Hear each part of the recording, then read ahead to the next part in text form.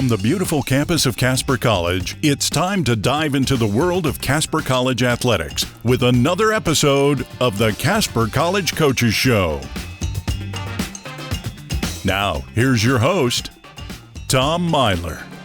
Welcome back, T-Bird fans, to another fantastic Coaches Show, because as always, they're fantastic, and especially when we have Coach Ammon here with us. Welcome back, Coach Ammon. Thanks. Good to be here. How does it feel to be back sitting in the chair? Feels good. Yeah. Must be doing something right. I absolutely, I would say. I mean, let's talk about what you're doing right. Undefeated in Region 9 play. You got the number one seed going to the playoffs. That means you got that first week bye. So now this week we've got the semifinals. It's against Otero. It's going to be cold. But how are you feeling? We feel good. I mean, we're the beginning of the year. The goals that were set was to be in this spot. You wanted that 1 or 2 seed. We happened to get 1. So you kind of have the mythical regular season conference champion, which is great. But now none of that. That's great, but it doesn't mean anything anymore. You can't live off that anymore. Mm-hmm. You got to go play that game. And the top 4 teams, but there really isn't. That's the team. We happen against the 3 other teams that are in it, which is Otero, who we play, Western Wyoming and Laramie play. Against them, we went 2-0-1. That just happened to be us. Mm-hmm. It was very close. So we feel good. We're healthy.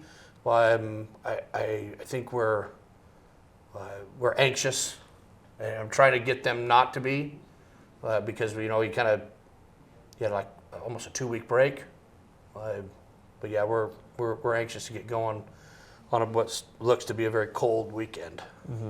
Yeah, it's always in my experience with athletics that sometimes that week off, it can be a great thing, but also it can kind of be that little curse that, hey, that other team's already had a week of playing and getting that experience, but also on the other hand, right, making sure your players are healthy, they get some rest, they can kind of refocus.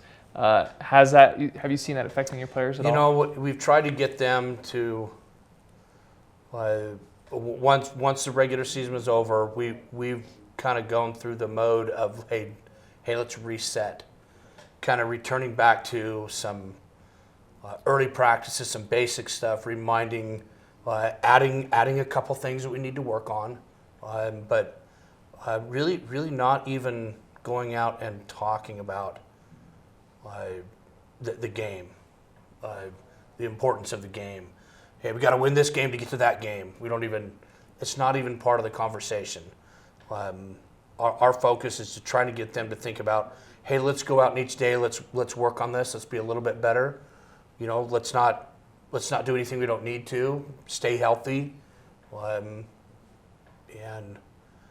more than anything, probably just mentally not try to work it up to the point where we go into the game and you're already exhausted. So that's what we're hoping, and I think we're in a good spot for that. Hey, that's all we can ask for, is being in that good spot, feeling good, being on that rise, hitting that peak at the right time. And so let's kind of take a look back throughout the season. You went undefeated. You had a couple of losses, not many. I think maybe even only one, a couple ties.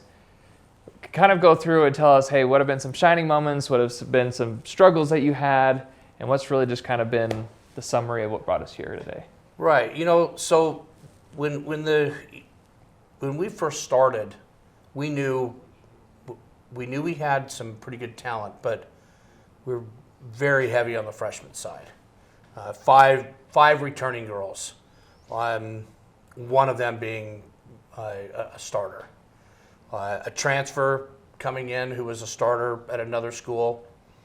So not a lot of college experience, but we felt like the background with the players was pretty good soccer background.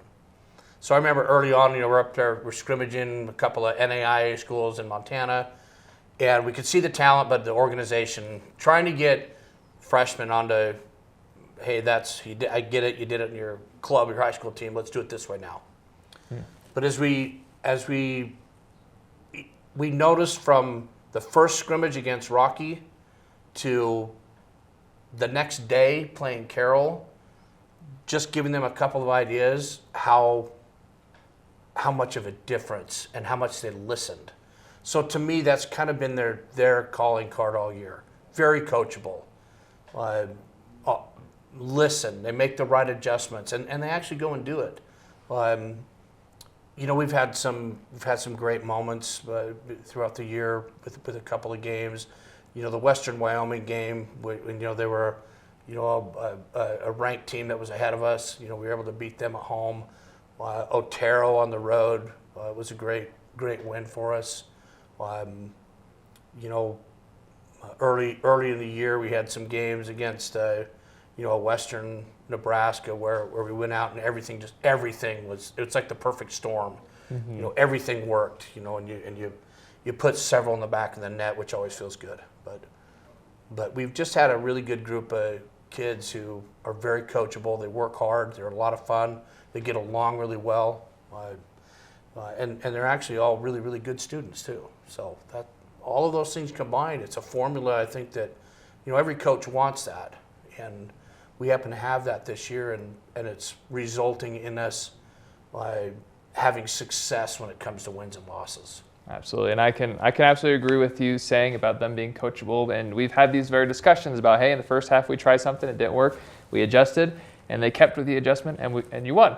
So it's fantastic to see how these girls will take that, switch it, and run with it, and sure enough, they end up with a W. They've found a way, and we played. It's interesting because we've played several games where it's been a 1-0 win. Some of the stats might have showed that we probably could have scored a few more goals, but they've found a way to win games, and that's an intangible sometimes that you can't go out, you can't coach that. It's just we have a group that they just find a way. Some of those games obviously we would like to have it be more than that, but in those when it's a 1-0 game, you can't coast. You got to play the whole game. So we're pretty tested when it comes to having to play intense for 90 minutes rather than it's 4-0 at half. We sub everybody out. It doesn't matter what happens in the second half. We haven't had too many of those where we've had to fight and we've had to make an adjustment and find a way. So we hope that spills over into this Saturday. And speaking of this Saturday, let's talk a little bit about Otero, this team that you went on the road, you beat 3-1. We've mentioned before they've got some very dangerous players if you let them get going. Talk a little bit about what can we expect this weekend? They probably have some of the best individual attacking players in the conference. Very creative. If they get in front of the goal in a 1v1, you're going to be in trouble. They're going to find the back of the net. They're very quick. They're very aggressive. It's a tough group. They finished fourth, but we're talking fractions could go a tie or a loss either way with any other team, and all of a sudden they're number one. We were able to have some success down there against them. But if you look at the stat line of the game, we scored 3, they had 1, but everything else was very close, and some of it even in their favor. So there's no gimme with this. Mm-hmm. We scored 2 goals in that game, which were pretty fantastic shots. One of them was set piece that came in from Michelle Cave, who heads a ball in. Fantastic goal. The other one, Amberlyn Hill, scores a goal from about 35 yards out that I'm not sure that she was necessarily trying to shoot it. She was trying to play it in, but it just ended up being the perfect miss-hit or placement where the ball goes in. So those 2 goals, you look at it as, okay, can you recreate those? Maybe not. So if you go back to it, that's a 1-1 game. We know that, and we look at that as far as, hey, we put a couple extra in that you might not find in any other scenario. So we have to look at it as how do we find other ways to put the ball in the back of the net, and can we stop them? So it's going to be a tough game, and the weather is going to be a big factor in that. Mm-hmm. Cold, windy. Might be some snow out there. The game's going to be one of those ones where you have to go in and manage it. It won't be pretty. It's just in the end, you just want the result. Yeah, it kind of reminds me of 2 years ago with the Region 9 Championship against Otero. And I remember being there for the live stream, and my hands were freezing cold because I didn't have gloves. And if it's anything like that game, it's going to be very cold. I think it'll be colder, and there may be some more moisture out there. But yeah, I mean, it was one of those games a couple years ago where it's into the second half where we score a goal and go up 1-0 and held on because championship games you don't expect anything different. This is a semifinal game, but again, any of these teams that are left, any of us could pull that off and win that. We just hope to be on that side of the winning side. And as you said, now it's a one-game season. That's all you can look forward. And if you win, you go on. If not, well, it was a great run, kind of deal. Yep. Which we hope for the win because we want to see another Region 9 championship come back to Casper College. And I mean, I think you've got a great group of girls. I think this is. I hope so. I think we do. We have a great group. I hope we're on that side of it. All right. Well, T-Bird fans, we hope to see you this weekend. I believe the time is to be determined. Play noon. Noon this Saturday. We do play noon this Saturday, so we hope to see you here at Edward Moraine Playing Fields. See you then.